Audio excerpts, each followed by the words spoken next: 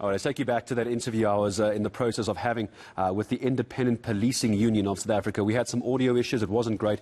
We do have back with us Mr. Mpho Kwinika. Mpho, good to have you with us. I was asking about your reaction about this report, this biannual report, where around 150 officers are alleged perpetrators of domestic violence. I apologize for cutting you off. Hopefully the audio is better. What was your reaction when you saw that statistic? Our reaction it's very bad because these are the people whose conduct should be beyond reproach. But we are very disappointed in the samples that they've utilized. They have utilized about 50 police stations instead of 1,154 stations.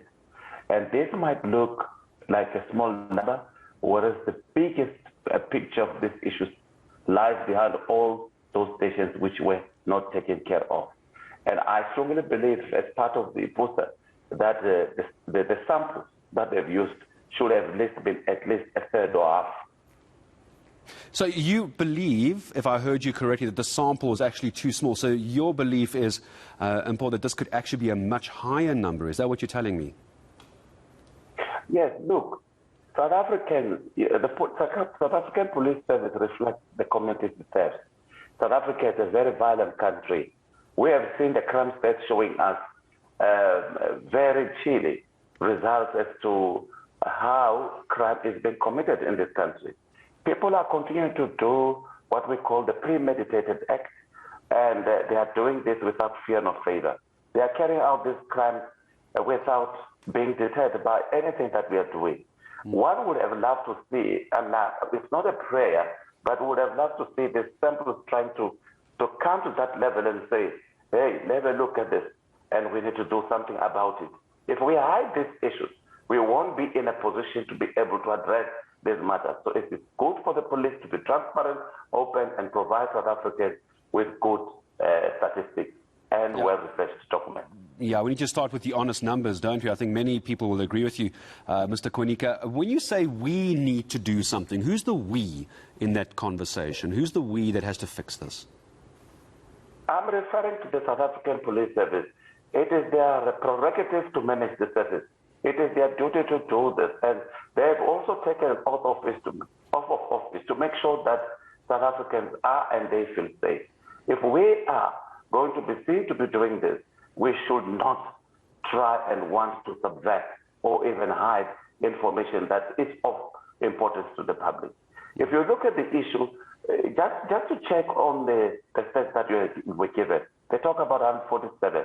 Out of 147, 75 is criminal and misconduct.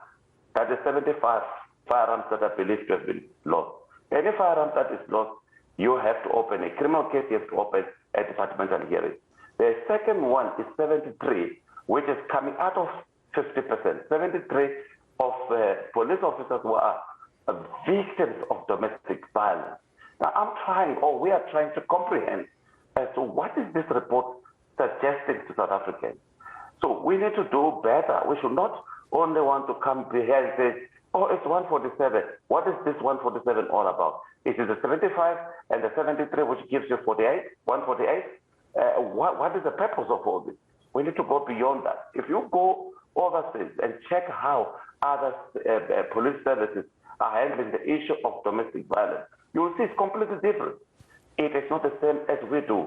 Hence, we as the Independent Policing Union of South Africa are calling on management really not to let the guards down and make sure that they involve everyone who have got key interest in policing to come and assist where they need assistance.